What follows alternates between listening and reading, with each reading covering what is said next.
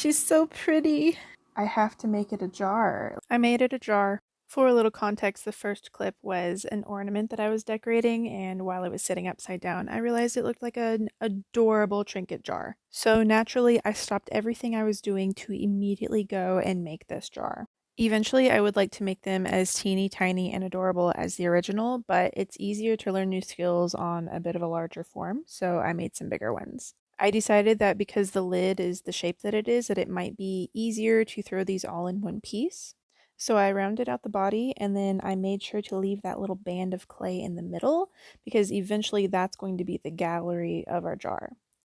And then I took my time collaring in and pulling up all that clay for the lid so that I had enough to close it in but also make that knob at the top.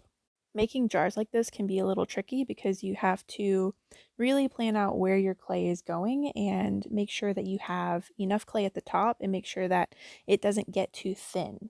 Because when we go to cut the lid off, you want there to be enough clay for you to trim an appropriate gallery. Also, because these are closed forms, I always poke a hole in the bottom because they will split as they dry. Then I take this tongue depressor that I cut at a right angle and I press it into that flat piece that we left in the middle to really define where that gallery is going to be. This is where we're going to cut when we trim the shape. Now, unfortunately, there is going to have to be a part 2 of us trimming this because it's been really rainy here today and nothing has dried. So tomorrow I will show you how I trim that gallery. But in the meantime, I hope you like and follow for more tips and tricks for your pottery journey.